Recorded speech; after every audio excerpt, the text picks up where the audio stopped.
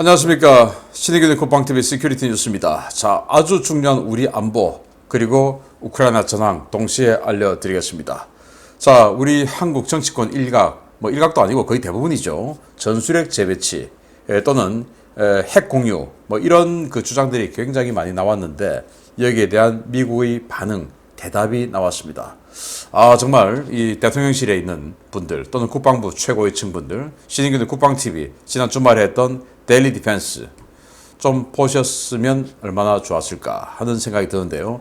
어떤 결론인지 한번 보겠고 또 대안은 뭔지 한번 알려드리도록 하겠습니다. 자, 이런 와중에 어젯밤에도 북한이 동서해로 250발 넘는 포탄을 쏘았죠. 지금 이런 식으로 굉장히 긴장이 고조되고 있는데, 왜냐? 지금 김정은 체포해서 제거하는 이런 훈련을 미국의 최고 수준의 티어1급 특수부대, 한국의 707 특임대들이 합동으로 지금 하고 있습니다. 보기만 해도 기분 좋은데요. 아무튼 이런 훈련하는 소식, 그리고 러시아군 이 특수작전 전쟁이죠. 우크라이나 전쟁의 총사령관 수로비킨이 정말 헤르손 어렵다, 지금 도망 나와야 된다 라는 이런 공식적인 시인을 했는데, 그동안 오신트 소식통을 통해서 제가 헤르손에서 철수하고 있다, 행정요원 도망, 지휘부 도망 이런 이야기 해드렸는데, 이제 최고위층이 공식 확인해졌습니다. 어떤 내용인지, 앞으로 러시아 어떻게 될 것인지 한번 보겠습니다. 신의균의 국방TV 구독, 알림, 좋아요 눌러주십시오. B-61 전술 핵폭탄, 핵잠수함 상시 배치와 같은 현실적이지 못한 내용들을 중심으로 추진되던 주한미군 전술핵 재배치 논의가 미국의 반대로 무산될 위기에 처했다는 소식입니다. 지난 주말 말씀드린 것처럼 우리의 국익과 미국의 국익이 윈윈할 수 있는 신중한 핵 전략 수립이 필요해 보입니다. 한국 정부의 주한미군 전술핵 재배치와 관련해 미 국방부와 주한 미국 대사가 연이어 부정적인 입장을 표하면서 사실상 반대 입장을 표명했다고 복수의 언론들이 10월 19일 보도했습니다. 패트릭 라이더 미 국방부 대변인은 현지 시각 10월 18일 최근 한국 정치권과 언론에서 나오고 있는 한국 방어를 위한 주한미군 전략자산 상시 배치 논의에 대한 견해를 묻는 질문에 이미 2만 8천 명이나 되는 주한미군이 한반도에 주둔하며 한국을 지키고 있다 라며 전술핵과 전략자산 상시 배치 가능성을 일축했습니다. 미 외교 당국도 주한미군 전술핵 재배치와 전략자산 상시 배치에 대한 부정적인 입장을 내놓았습니다. 필립 골드버그 주한미국 대사는 10월 18일 관훈클럽 초청 토론회에서 전술핵에 대한 이야기는 블라디미르 푸틴에게서 시작되었든 김정은에게서 시작되었든 무책임하고 위험하다 라며 최근 한국 정가와 언론에서 나오는 전술핵 재배치 논의를 무책임하고 위험한 것이라고 비판했습니다. 골드버그 대사는 또 확장 억제는 미국이 가진 핵 전력을 포함한 모든 부분을 동원해 보호한다는 것을 의미한다 라며 이에 대한 우리의 의지는 그 누구도 의심해서는 안 된다 라고 강조해 최근 한국 내 기류에 대한 불편한 심기를 드러냈습니다. 이에 앞서 국내 언론과 정치권은 원자력 추진 잠수함, 항공모함, 전략폭격기 등 전략자산을 우리나라에 상시 순환 배치하며 이른바 한국식 핵 공유라는 개념을 거론한 바 있는데요. 미 국방부와 주한미국 대사가 연이어 해당 이슈에 대한 거부감을 표현하면서 이 같은 논의는 사그라들 것으로 보입니다. 미국이 이러한 반응을 보이는 것은 지난 주말 저희가 데일리 디펜스를 통해 전해드린 것처럼 현재 언론과 정치권에서 나오고 있는 방안들은 미국의 국익에 전혀 부합하지 않을 뿐더러 정치적 부담과 해당 전략 자산을 위험에 빠뜨리는 시나리오들이기 때문인데요. 부디 미국의 국익과 우리의 국익, 국내외 안보 상황을 냉철하고 종합적으로 분석해서 현실적인 한국식 핵 전략이 수립되기를 바라겠습니다. 자, 미국이 2만 8천 명 지금 주한미군 가 있는데 그게 우리의 의지 표현 아니냐라고 말을 한 겁니다. 그 말이 맞기는 맞아요. 핵은 지금 이 투발 수단이 어디 있냐 이게 중요한 게 아니고 핵을 투발해서 보복해 줄 의지가 있느냐 없느냐 이게 중요한 것이죠. 그래서 지금 동해에 미국의 SSBN 즉 전략핵 잠수함이 있든 아니면은 일본 열도 건너편 태평양에 있든, 저 같으면 태평양에 갖다 놓겠습니다. 뭐하러 동해에 갖다 놓습니까? 그래서 어쨌든 이 여기에 사거리 10,000km 이상의 핵 미사일이 다량 실려 있는데 이게 어디 있으면 무슨 상관이냐? 북한이 핵을 사용하면 반드시 핵으로 보복해 주겠다는 의지만 있으면 된다라는 게 미국 입장인데 그게 맞아요. 자, 그런데 우리는 안심하지 못하겠다. 그냥 우리 눈에 좀 보이면 좋겠다. 이거 아니겠습니까? 그래서 B-61 핵폭탄, 그러면 B-61 핵폭탄을 가지고 나토식 핵 공유를 하자라는 주장을 하는데, 나토가 왜 그런 식으로 핵 공유를 했는가의 역사적 근원, 그리고 군사적 이유, 이런 것들을 알지 못하고 그냥 나토에 말이야 벨기에, 네덜란드, 독일, 뭐 이탈리아 이런데 공군기지에다가 핵폭탄 놔뒀으니까 우리도 하면 되잖아. 아니다 이겁니다. 그래서 그들이 왜 나토는 벨기에, 네덜란드, 이탈리아, 독일 그리고 터키에 핵폭탄을 갖다 놨는지 그 이유를 알아야 된다. 그게 제가 지난 주말 데일리 디펜스를 통해서 알려드렸었죠. 자, 그러면 우리하고는 맞지 않다. 우리는 그런 이유가 성립될 수 없는 지정학적 위치다. 그러면 핵 공유, 나토식 핵 공유는 우리하고 맞지 않다. 그런데 우리는 핵을 지금 갖다 놓고 싶다. 어떻게 해야 되냐? 그럼 미국의 국익과 부합해야 되죠. 나토에 핵을 갖다 놓는 것은 미국의 국익에 부합했기 때문에 갖다 놓은 겁니다. 그럼 우리는 어떡하냐? 미국의 국익. 그러면 지금 미국은 북한을 깨부수는 게 미국의 이 목표가 아니라 중국을 깨부수고 억제하는 게 미국의 최대 전략이다. 그러면 그 전략을 이익을 주면서, 그리고 우리의 이익도 그 미국의 이익 속에서 취해 나가야지. 우리만 야 니들 동맹이니까 갖다 줘. 미국이 우리 쫄도 아니고 해주겠습니까? 그래서 미국의 국익에 부합하는 것을 싹 긁어주면서, 그러면서 야 이거 해주니까 우리는 좀 요거 좀 하고 딜하자. 이렇게 해서 딜을 해야지. 어떻게 야 갖고 와. 아니 항공모함 전략핵 잠수함을 적의 포병 사거리 내에다가 갖다 놓는 이런 바보 멍청이가 어디 있겠습니까? 있을 수가 없죠. 그런데 하자고 합니다. 한국식 핵공유라고 하면서 뭐 전략폭격기를 상시 배치한다? 아니 군산기지에 전략폭격기 갖다 놓으면 북한이 방사포 쏴버리면 B-1B, B-52 파괴돼 버리는데 그 바보들 아닙니까? 왜 전략폭격기를 그렇게 크게 만들었을까요? 멀리서 날아와서 때릴 수 있도록, 그 괌에 갖다 놔도 와서 마음먹으면 얼마든지 때릴 수 있도록 항속거리 길게, 또 B-1B는 속도 빠르게, 또 B-2는 방공망 살아있는 상황에서도 북한 지역 들어가서 떨어뜨릴 수 있게 이렇게 만들어 놓은 겁니다. 왜 전략자산들이 뒤에 있는지, 괌에 있는지, 또는 오키나와에 있는지, 사세보에 있는지, 아니 일본이 우리보다 더 중요해서, 그거 아니에요. 적의 포병 사거리 밖에 있는 겁니다. 그런 군사적 이유 이런 것도 모르고 알고 싶지도 않고 무조건 그냥 야 지금 국민들이 말이야 핵 이거 가지고 오자 하면 국민들이 좋아하잖아. 일단 터뜨리고 본다 라고 하니까 이런 굴욕적인 바보 같은 소리를 듣는 겁니다. 그래서 정말 뭐 제가 이 정권에서 이런 말 좀 안 하려고 했는데 대통령실에 계시는 분, 그 대통령실에서 안보분야에 종사하시는 분들, 그리고 국방부에서 정책 수립을 하시는 분들, 제발 이런 사안이 있을 때 내가 최고다라고만 생각하지 마시고 주변을 한번 둘러보세요. 뭐 제가 옳다라는 건 아닙니다. 저희 의견도 한번 보시고, 신인규 국방TV에서 데일리 디펜스에서 핵전력은 이렇게 해서 딜하는 게 맞다. 왜 미국이 우리에게만 다 주겠냐. 미국의 이익도 좀 챙겨주고, 그 챙겨주는 속에서 딜하고, 또 그 챙겨주는 것도 우리의 이익을 여기서 끄집어내고, 이렇게 해야 미국이 움직이지. 뭐하러 여기다가 위험하게 저기 포병 사거리 내에 그 소중한 전략 자산을 여기다 갖다 놓냐.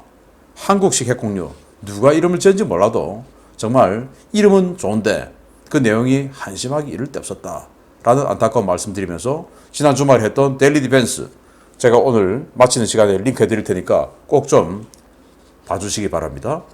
당국자 여러분, 두 번째입니다. 북한의 도발이 연일 계속되고 있는 가운데 아무래도 미국이 한반도에서 뭔가를 준비하고 있는 것 같습니다. 주일 미군의 특수전 자산은 물론 중앙정보국 요원들도 한국에 전개된 정황들이 속속 확인되고 있습니다.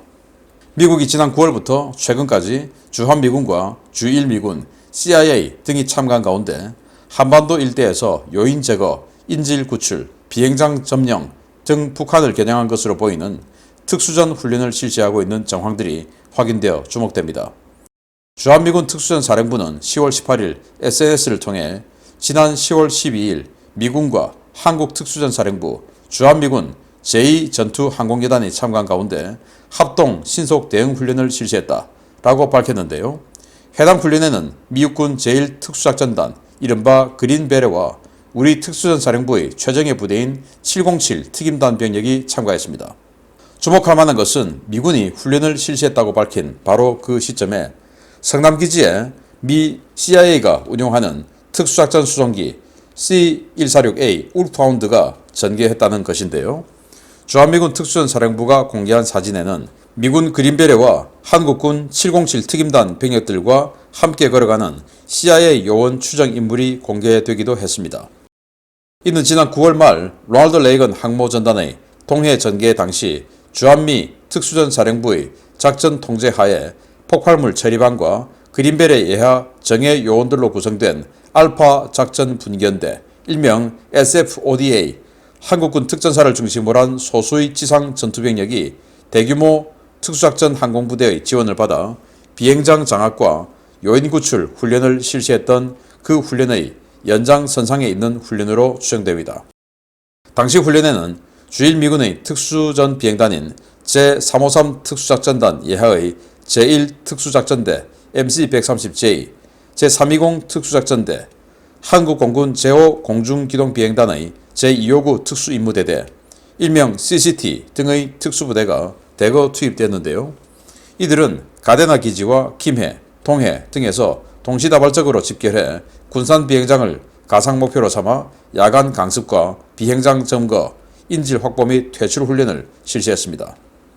해당 훈련들을 종합해보면 미군은 지난 9월 말 서태평양 지역의 특수작전 전력을 총동원해 우리나라에서 요인 확보 및 퇴출 시나리오를 CIA 주관하에 실시한 것으로 보이는데요. 10월 초부터 북한이 김정은에 대한 경호 등급을 격상하고 연일 포를 쏘아대며 도발하는 이유, 아무래도 이것 때문일 것 같습니다. 자, 군산 비행장의 군사경찰 헌병이죠. 미군 헌병을 대항군으로 해서 그들이 이제 북한군이라고 칩니다. 그리고 그들이 지키고 있는 어떤 시설 내에 요인이 있어요. 그 요인이 김정은이겠죠. 그 방어병력들을 격파하고 그리고 내부로 들어가서 요인을 인질을 구출한다. 하지만 인질 구출과 요인 체포는 뭐 딱 그냥 한 끗발 차이 아니겠습니까? 그래서 종이 한 장 딱 뒤집으면 인질 구출. 이렇게 친절하게 데리고 나오면 인질 구출, 끌고 나오면 체포 아니겠습니까? 그래서 사진에는 데리고 나왔습니다. 인질 구출이죠. 그렇지만 이제 거기서 멱살 하나 딱 잡고 나오면 체포죠. 그래서 이 인질 구출을 빙자한 김정은 체포 훈련을 했는데, 자 보시다시피 여기 군산 비행장 야간에 MC-130J 특수전 수송기가 확 착륙합니다. 이제 특수전 병력들이 내려오는 거죠. 강습하는 거죠. 그래서 군산 비행장의 이 전력들하고 싸웁니다. 자 여기 보시면 우리 한국군의 707하고 미군 그린베레로 보이는 특수부대하고 합동으로 이렇게 양복 입은 사람을 데리고 나오고 있습니다. 김정은 여기서 이제 아까 제가 말씀드린 것처럼 멱살 딱 잡으면 이제 김정은 잡아 나오는 거고, 지금 이 상태는 요인을 구출해 나오는 거죠. 사진상의 또 뭐 그런 것들을 위해서 멱살은 안 잡았습니다. 그리고 여기 뒤에 보시면 엎드려 쏴 자세에서 경계하고 이 앞은 또 무릎 경계 자세를 취하고 있습니다. 자 이렇게 해서 치열한 전투 끝에 요인을 데리고 나와요. 야 여기 우리 707 보십시오. 이 4구짜리 야시경 이거 어마어마하게 시야 넓은 건데 이거 한 개 2천만 원 넘는 거예요. 이런 거 지금 착용하고 있습니다. 우리 한국 707. 이런 거 착용하고 있는 부대가 707 외에 또 있겠습니까? 자 여기 한국 707. 왜 707이냐? 여기 총을 보면 스카예요. 스카. 스카라는 총인데 엄청 비싼 거죠. 이거 들고 있는 707. 여기 HK-416도 들고 있고요. 여기도 한국군. 그리고 여기 미군. 그래서 한국군이 707이 왔다라고 하는 것은 미군도 비슷한 등급의 부대가 합동 훈련하지 않겠습니까? 그래서 저는 그린베레라고 하지만 그린베레 중에서도 이 사람들은 델타 부대가 아닌가, 델타 포스죠. 그 델타 팀 그리고 한국의 707팀 이렇게가 연합으로 이런 사람을 지금 모시고 나오는데 여기서 이 사람이 또는 이 사람이 멱살 딱 잡고 허리띠 딱 잡으면 이제 체포해서 나오는 거죠. 자, 그렇게 해서 이런 훈련을 하는데 그런데 일본에서 이 훈련하기 직전에 일본 요코타 기지에서 이렇게 출격해서 한국으로 오는 비행기가 있었습니다. 바로 C-146 울파운드. 그래서 이 CIA 특수요원들이 타고 다니는 비행기죠. CIA 고위층이 타거나 아니면 CIA 스페셜 오퍼레이션 그룹들이 타거나 하는 그런 건데, 그래서 이 사람들이 델타일 수도 있고 아니면 CIA 특수작전 부대일 수도 있고 그리고 여기는 한국 707이고 자, 이런 식으로 북한의 김정은을 제거하는 훈련을 하다 보니 오늘 아침 새벽에 북한이 또 250발의 포를 동세로 날리고 또 며칠 전에는 560발의 방사포를 쏘고 하는 이런 도발을 한다. 자, 그러면 점점 에스컬레이션이 되냐? 자, 방귀가 잦으면 똥이 나온다 라는 말이 있죠. 그래서 계속 이렇게 방귀 소리 나다가 어느 날 그냥 확 쳐버려서 정말 대한민국 이 한반도 또 우리 7,500만 전체 한민족의 정말 고름덩어리, 암덩어리인 김정은이가 어느 날 갑자기 제거되기를 기대해 보겠습니다. 다음입니다. 어쩌면 이번 전쟁의 희생양이 되기 위해 우크라이나 특수군사작전 책임자로 임명되었을지도 모르는 세르게이 수로비킨 대장이 헤르손에서 고전하고 있다는 사실을 처음으로 시인했습니다. 러시아군이 전선에서 밀리고 있다는 사실을 러시아 최고위급 인사가 인정한 것은 이번이 처음인데 그만큼 상황이 어려운 것 같습니다. 러시아군은 현재 우크라이나 남부지역 헤르손 전선에서 고전 중이며 현재 교전이 진행 중인 전방 지역에서 병력과 장비, 민간인을 대피시키는 데 주력하고 있다고 세르게이 수로비킨 합동군 사령관이 현지 시각 10월 18일 밝혔습니다. 수로비킨은 현지 시각 10월 18일 저녁 러시아 국영 TV 채널인 러시아24와의 인터뷰에서 특수군사작전의 현재 상황은 매우 어렵다고 표현할 수 있다 라며 적은 러시아군 진지에 대한 공격을 멈추지 않고 있다 라고 현재의 어려운 전선 상황을 밝혔습니다. 그는 우리는 다른 보관을 갖고 있다 라며 최고 사령관께서 강조하신 것처럼 빠른 속도를 추구하는 대신 병력을 아끼고 적을 막으면서 민간인 피해를 최소화하는 데 작전의 중점을 둘 것이다 라고 강조했습니다. 그는 또 러시아군은 앞으로 매우 신중하게 적시에 움직이기 위해 노력할 것이고 복잡하고 어려운 결정을 내리는 것도 주저하지 않을 것이다 라며 어려운 상황에 처해 있는 헤르손 전역에서의 미래 계획은 앞으로 상황이 어떻게 전개되느냐에 따라 달렸다 라며 현재 헤르손 전선의 어려운 상황을 타개하기 위한 복잡하고 어려운 결정, 일각에서는 전술 핵무기 사용이라는 극단적인 처방을 내릴 가능성을 비쳤습니다. 수로비킨의 이번 발언은 러시아가 남부전선에서 얼마나 큰 어려움에 처해 있는지를 보여주고 있는데요. 러시아는 크림 지역에서 올라오는 보급이 완전히 끊겨 헤르손, 자포리자, 도네츠크를 연결하는 남부 해안의 M14 고속도로를 통해 제한적으로 공급되는 보급물자에 의존하며 전선 붕괴를 눈앞에 두고 있는 상황입니다. 우크라이나군은 라스푸티차가 본격적으로 오기 전 드네프르강 이북을 완전히 탈환하기 위해 헤르손과 노바카오프카 전역에서 파상 공세를 펴고 있고 러시아는 지난 주말 이미 헤르손 시내에서 지휘부와 행정요원들을 모두 대피시킨 상황인데요. 친러 부역자들과 주민들을 드네프르강 이북에서 대피시키는 작업은 지금도 계속되고 있습니다. 이 같은 상황은 세르게이 수로비킨이 특수군사작전 합동군 사령관으로 임명된 지 불과 열흘 만에 벌어진 것인데요.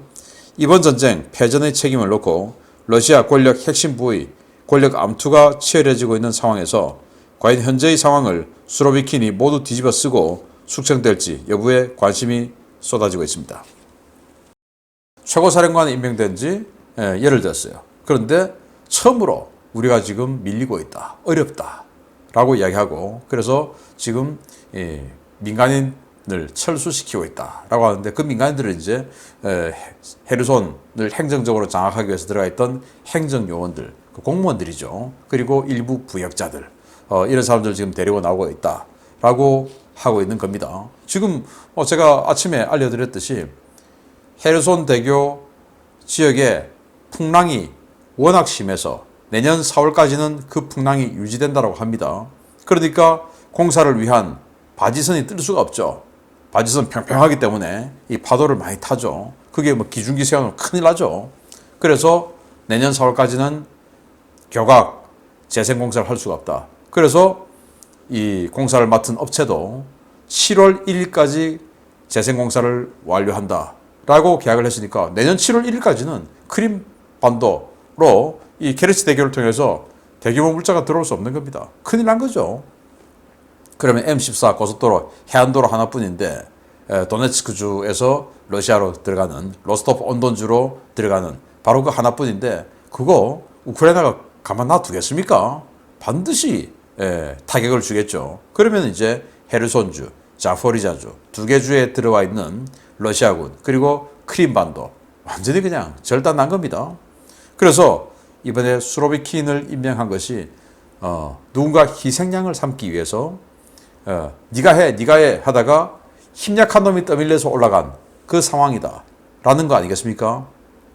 그래서 조금 더 강경파인 라핀 상장 계열이 이겼다 라고 할 수 있는 것으로 이 수로비킨의 숙청이 어떻게 될까라는 건데 그동안 제가 오신트 소식통들의 그런 정보 공유를 통해서 지금 민간인들을 철수시키고 있다. 부역자들과 행정요원들을 철수시키고 있다. 그리고 지휘부도 다 도망갔다. 라는 것들을 알려드렸는데 그 제가 알려드릴 것들은 그동안 제가 해왔던 것들처럼 저 같은 이런 오신트 네트워크가 있어요. 트위터, 텔레그램 이상에 그들과 공유한 정보를 여러분들께 알려드린 겁니다. 일반 언론들은 우크라이나나 러시아의 통신사가 보도해주는 그런 내용을 받아 적는 거고 저는 저 같은 사람이 우크라이나에도 있고 러시아에도 있죠. 그런 사람들과 공유하는 정보를 알려드리는 거예요. 그걸 이제 오신트, 오픈 소스 인텔리전트라고 하는데 그런 네트워크예요. 그게 이제 최고의 층이 공식 인정을 한 겁니다. 그래서 제가 드리는 말씀들 너무 허무맹랑한 터무니없는 너무 우크라이나의 편에 서 있는 이런 소식만은 아니다라는 것들을 좀 알아주셨으면 좋겠습니다. 계속 알려드리겠습니다. 마치겠습니다. 감사합니다.